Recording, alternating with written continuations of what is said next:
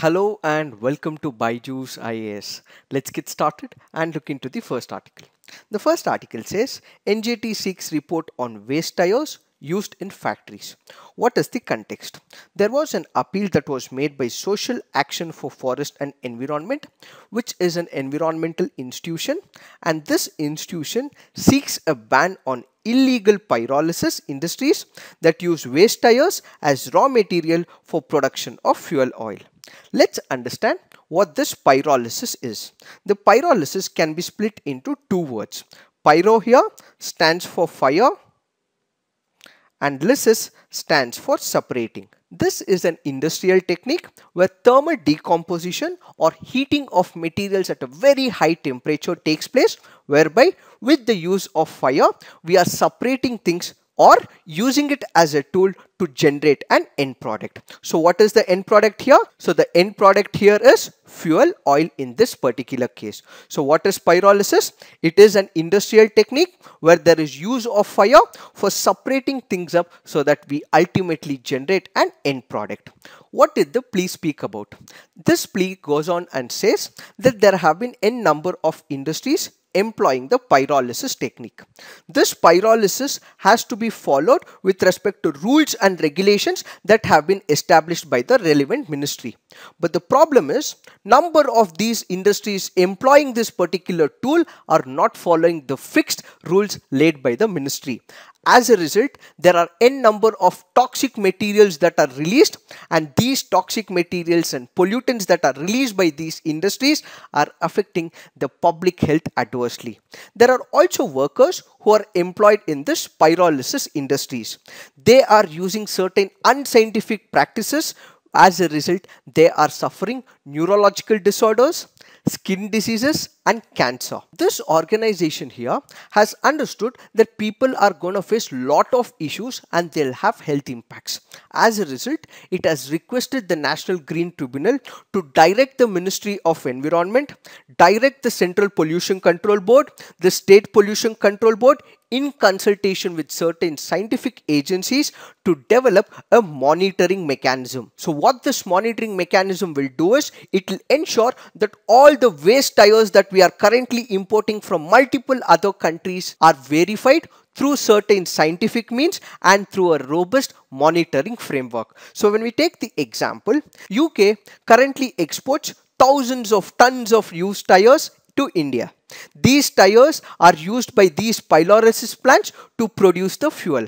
Is there any monitoring mechanism currently? Yes, but unfortunately this is not being implemented. So what this environmental organization is requesting the NJT is that we need a monitoring mechanism to ensure that all those imports that we currently have are meeting the prescribed standards, that which has been laid by the environmental ministry. The petition further has sought directions to the concerned agencies to ensure proper implementation of provisions under the hazardous waste rules of 2016. So the government has already laid a law, but the agencies and the industries are not implementing these laws. So this institute, environmental institute, is requesting the NJT to make sure that we have a monitoring mechanism, and it is also requesting that these hazardous waste rules of 2016 is implemented in spirit and in letter. After this plea has been filed, the National Green Tribunal has directed the Central Pollution Control Board to submit a report pertaining to the remedial measures that is required to fight this menace of pollution. Apart from the current technique of pyrolysis, we also have alternative techniques as well. Used tires can be recycled through cleaner process other than pyrolysis. There is a technology which is called as the crumb rubber modified bitumen. So what is this particular technology? According to it, all these waste tires that we are generating or we are importing from multiple countries will be added with the bitumen along with the crushed stones in order to lay roads in the infrastructure development. This process has been implemented by the center government until 2010. But why is this being neglected by the central government? This is due to constant lobbying by the contractors. The contractors here are deliberately avoiding this technology. The motive is very clear. In case they are using the pyrolysis technique, the profit that they get is comparatively larger. The profits they make is more. In case they are using the crumb rubber modified bitumen, the profits drop. Now let's look at some of the key features with respect to the hazardous waste rules of 2016. These rules that have been laid by the government for the first time has a differentiation in the form of hazardous waste as well as other waste. Now let's understand what this hazardous waste means.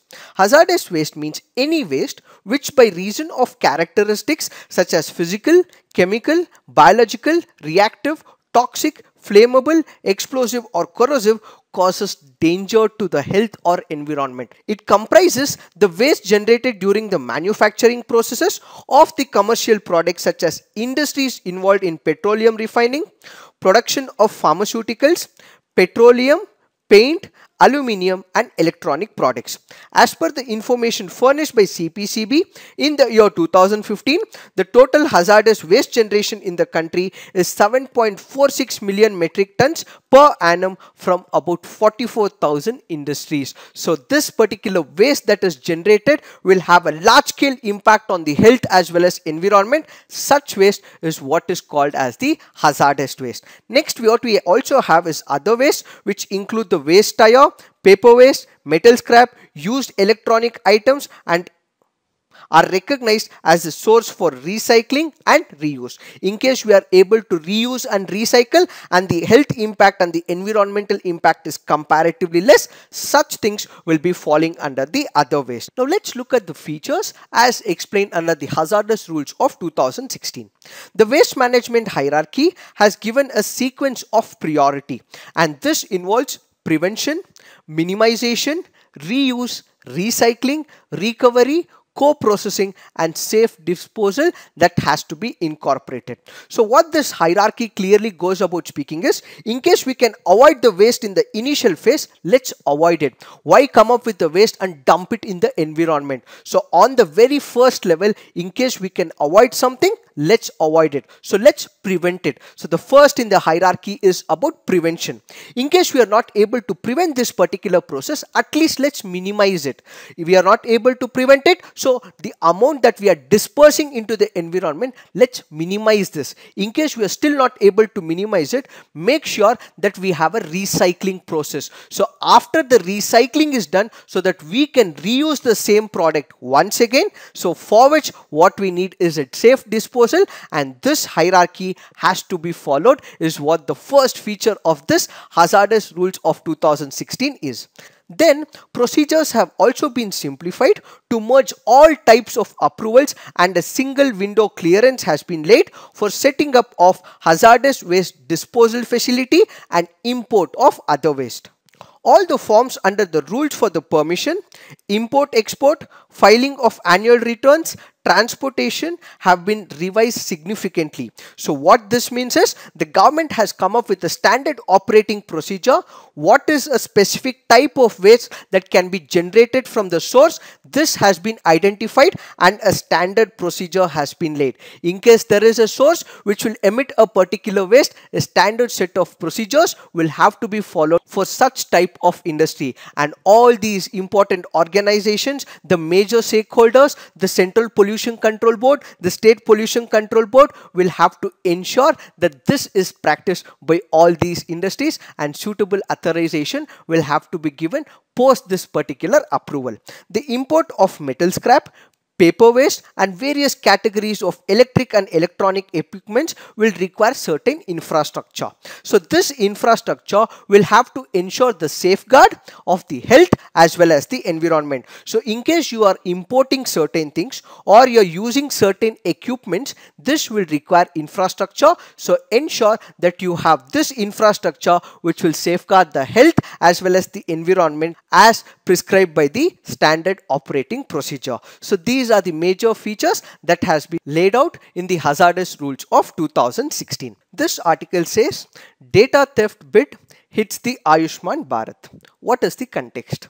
The Ayushman Bharat is the government run health insurance program. What is this Ayushman Bharat? What are its features? How does it help the people? Has all been explained on our YouTube video. So kindly look into it before you come into this discussion. What is the present context? There have been attempts by certain institutions, individuals to get illegal access to large medical data, including sensitive personal information of patients under the Ayushman Bharat, which can be a security breach. So what is the agenda here? There are institutions, there are organizations, there are individuals, and there are hackers who want all the personal data under Ayushman Bharat to be taken off, so that they can use it for their personal interests. So when we look into the details of this article, employees who are working currently under the Ayushman Bharat have been contacted by few corporations. All that these corporations are asking these employees is to leak certain health information of all those people who are covered under the Ayushman Bharat. So the National Health Authority, which administers this particular program, has now written to all the state governments alerting them that this is a potential threat and has issued a warning that no sensitive data can be issued to any corporations as well as individuals. There is one side the cyber threat, on the other side there are corporations which are luring the employees to get certain information so that they can use it for their personal advantages. Now the question is, why is that these commercial and pharmaceutical companies are wanting to extract this particular data of those individuals whose data has been fed into the database of Ayushman Bharat? The prime reason is companies would now be able to identify individuals and their health reports and what their issues are and sell their products and enhance their profit margins. The minute they have this sensitive leaked information, they would get what are the health issues with respect to that individual. They would now be able to approach that individual, sell their product and increase the profit margins. They may even perpetuate or instill fear into these people, ask them to take multiple tests promoting medical corporatism, leading to out-of-pocket expenditure whereby people may knock the doors of poverty for the fear of losing their dear and near ones. The individuals here would also be able to exploit the data, whereby leading to the breach of privacy. So what are the steps that have been initiated by the National Health Authority? The National Health Authority is now seeking the assistance of the general public to help ensure that the program stays cyber secure and that patient data as well as records are not compromised in any manner. So it is seeking the support of the public, and in case the public realize that there has been a breach of security, immediately report it to the National Health Authority so that they can take up preventive steps and also make sure that they are able to mitigate any potential risk associated with Ayushman Bharat. This article here is speaking about coffee planters seek mandate for chicory cut to help volume growth. What is the context? The Food Safety and Standards Authority of India will be releasing a draft notification in the coming few weeks where it is planning to recommend a cut in the chicory content, which once enforced may help all the coffee planters in South India increase their sales. The first question is, what is this chicory? Chicory is nothing but a flowering plant. This belongs to the dandelion family, and that is characterized by tough, hairy stem, little purple flowers and leaves that are commonly used in salads as well. The importance of chicory is its roots. It is the roots of these chicory which is used as an alternative to the coffee. So what is so special about this particular plant? The plant in this consideration has no caffeine, but the advantage for it is it has a similar flavor to that of coffee. So this can be used as a substitute in the times of need. So this chicory root is a very good source of fiber, which may help improve the digestive health. The studies have also shown that chicory may help improve the bowel function as well as reduce the constipation. Consuming high levels of caffeine that we see in coffee will have associated side effects. What are these side effects? They may encounter nausea, heart palpitations, restlessness as well as insomnia. In order to overcome this issue, this chicory is used as a substitute and it is mixed with coffee because it has the same flavor as that of coffee, and this will not have any side effects when compared to the caffeine. Also, when we look into the economic front, coffee is comparatively expensive.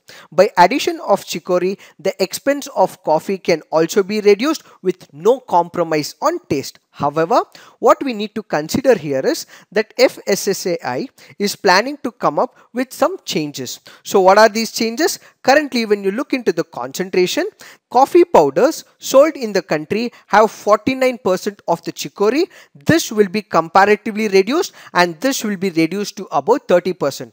So 49% concentration that we currently have in all these coffee powders will be reduced to 30% as per the draft that will be released in the future. Now the question is, what is the significance or why is this move very important? When we look into the coffee sector has been going through some tough times. There is falling prices, labor shortage, soaring labor costs, rise in the fertilizer prices and vagaries of the nature. As a result, coffee producers are not able to have profits. Now, with the introduction of more coffee in the coffee powder, less content of chicory in the coffee powder, what we will realize is there will be more coffee production, and as a result, this will positively impact the volume of demand for the coffee. And other important significant factor is this will also help the consumers to get the pure coffee with natural aroma and flavor, with the chicory content comparatively reduced under this particular notification. This article here is speaking about the Cross-LoC trade.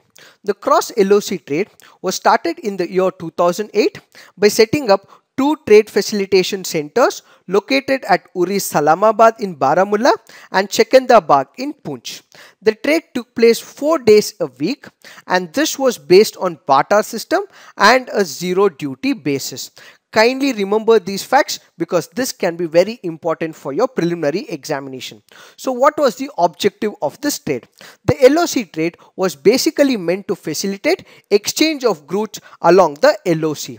You have the line of control, you have Pakistan occupied Kashmir, you had people in the Indian Kashmir where people would be able to exchange goods among the local populations across the LoC in Jammu and Kashmir.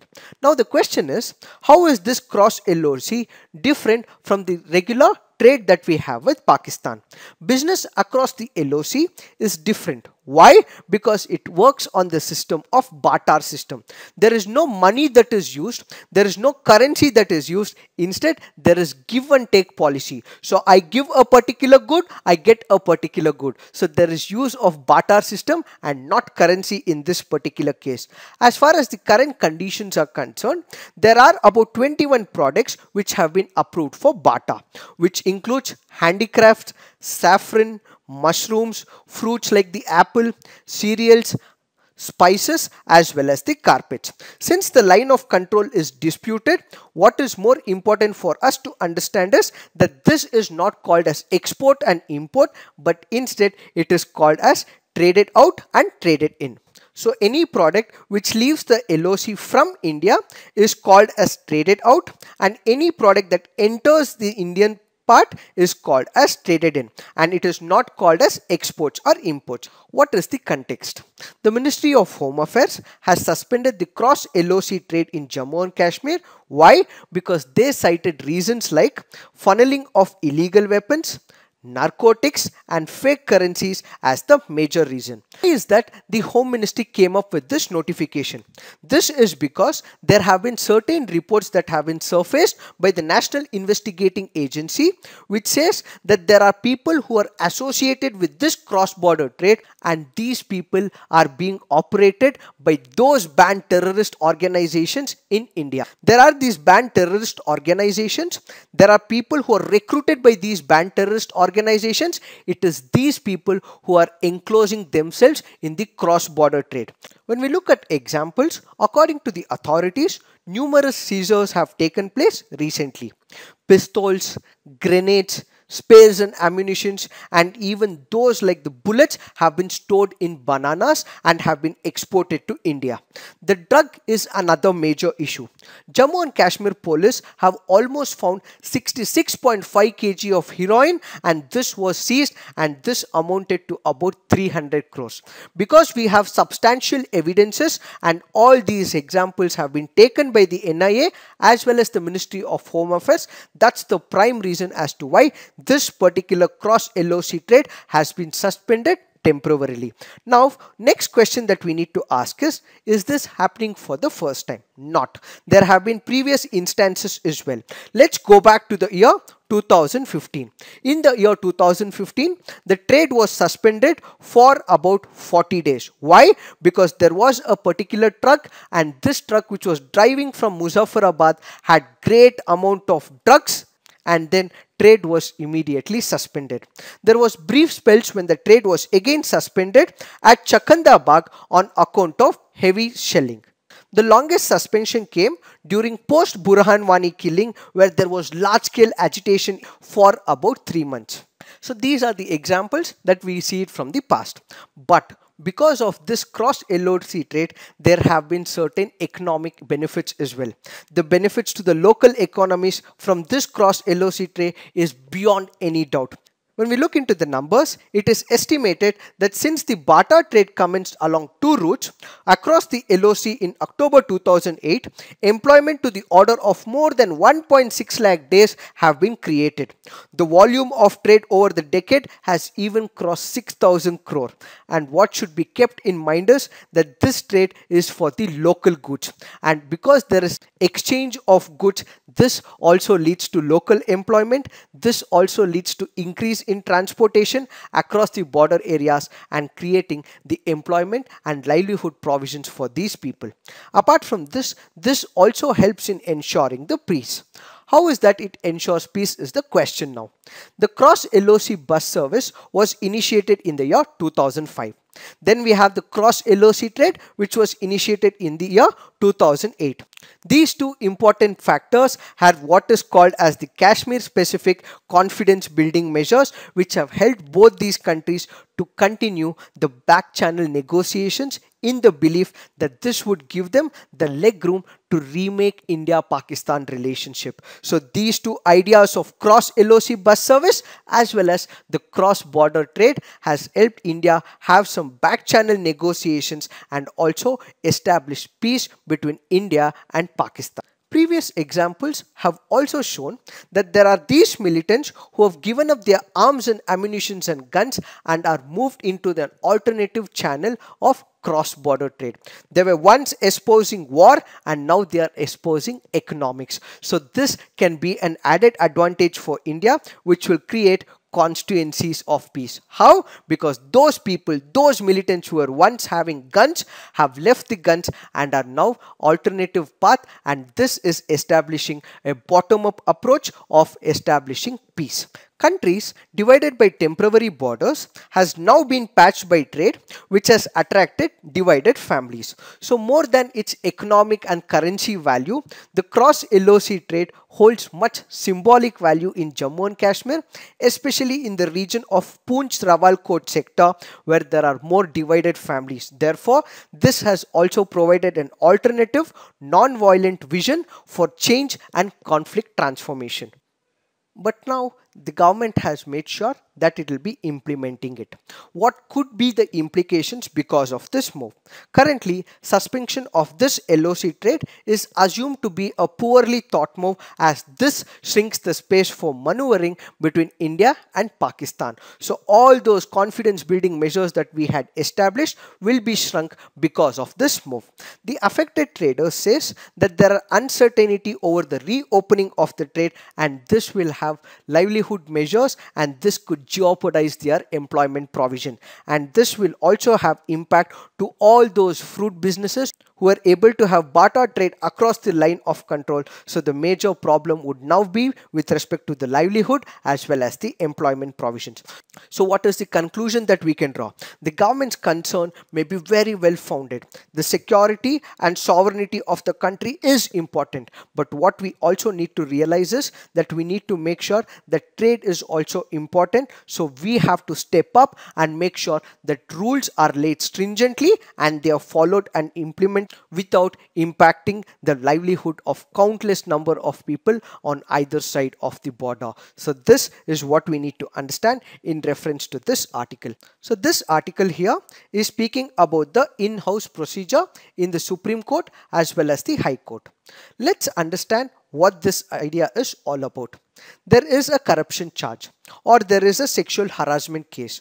This corruption charge or the sexual harassment that is happening within the precincts of the court will not be identified by an outside institution, but instead there will be an institution that is appointed by the Supreme Court or the High Court, which will look into all those charges of corruption as well as sexual harassment. Such procedure, which is appointed by the court itself, is called as the in-house procedure.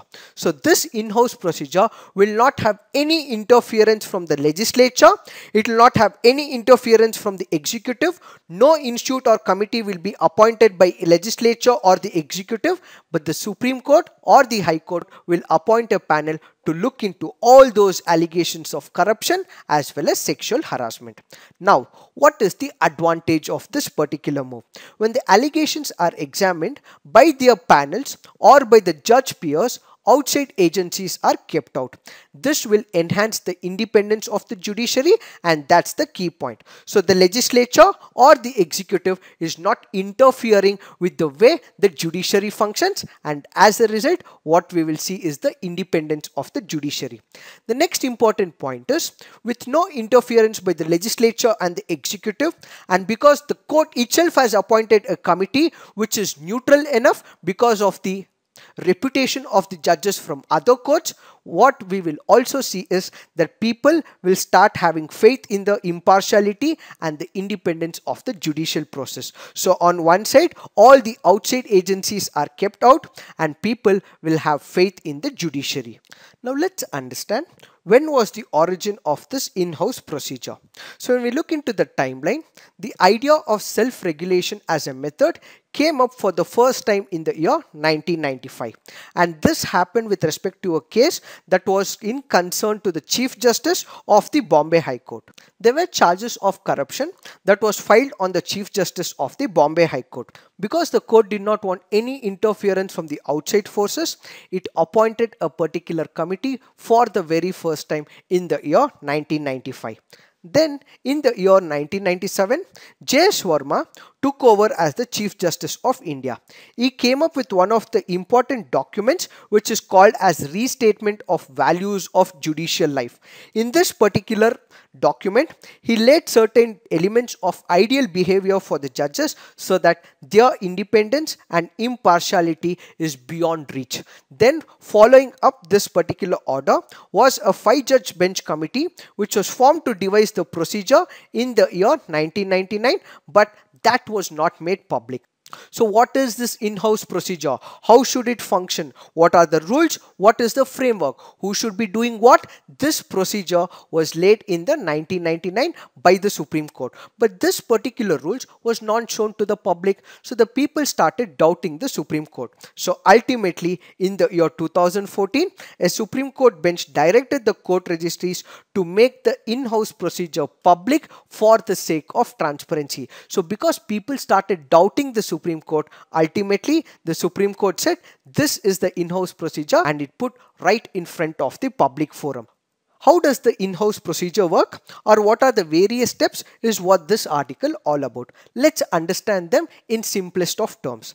Let's say there is a person A. This person accuses a particular judge of corruption or sexual assault.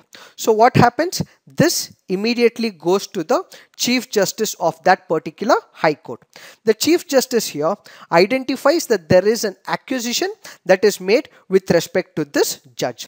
So he has to realize whether this particular allegation made on the judge, is it true or false. Now he has to ensure whether this is a serious concern or it is a non-serious concern. So the Chief Justice of that particular High Court will first identify this particular case. He'll understand whether it is a serious or a non-serious concern. If it is a non-serious concern or something to do with the administration of that particular High Court, then he'll take it up himself. He'll realize that this particular is a non-serious concern, and then he'll immediately write it to the Chief Justice of India that this need not have to take place seriously and these allegations are completely false. But let's say there is a serious concern. There is actually the corruption that is surfaced and there is sexual assault that has been taken place. So what he will do is he'll immediately write it to the Chief Justice of India. So the Chief Justice of India will appoint a particular panel in this case. So he'll appoint this panel which will have two Chief Justice of another High Court and one High Court judge. Now this panel consisting of two Chief Justices of different High Courts as well as one High Court judge that has been appointed by the Chief Justice of India will look into those accusations that has been made by person A. In case it feels that this accusation is right, there is corruption that has been seen by this particular judge, then it will immediately report to the Chief Justice of India. In case it feels that it is just an allegation, there is no truth in it, it will immediately neglect it. Now the question is, what if this particular allegation has substance in it? What if there is truth in it? So this judge will immediately be asked to resign. In case he does not resign, there are two alternatives that they can take up. What are the alternatives? One, it can request the Chief Justice of that High Court not to give any cases. And at the same time, it can also speak to the President and the Prime Minister of India to ask for the removal procedure. Then this procedure will be initiated as it is laid in the Judges Inquiry Act, and a political process will then take place so that such a judge will be immediately removed. So this is what is the in-house procedure. With respect to rest of the other things we have already discussed, so kindly keep a tab of it. We will continue with the discussion with respect to the sexual assault that has been placed on the Chief Justice of India.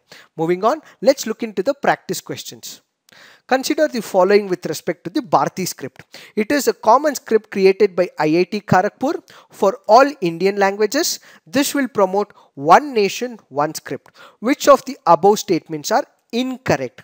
The answer for this is A, because this is a common script created by not IIT Kharagpur but it is Madras. So why have we picked this article? Because we have a reference that is made in this where this IIT Madras has for over the last decade developed a unified script for 9 Indian languages named as Bharati script. Let's look into the next practice question. Consider the following about Beki River. It is a right bank tributary of Brahmaputra. The river is known for river erosion. Which of the above statements are correct? Both these statements are correct. Why have we picked this up? Because there is a reference which is made with reference to the Brahmaputra. Moving on, let's look into the next practice question. With reference to the Quality Council of India, consider the following statements. The Quality Council of India was set up jointly by the Government of India industrial body. Chairman of QCI is appointed by the Prime Minister on the recommendations of the industry to the government. Both these statements are right. So the answer for this is both 1 and 2. So this is the explanation. So this is it for today. Thank you for watching. All the best.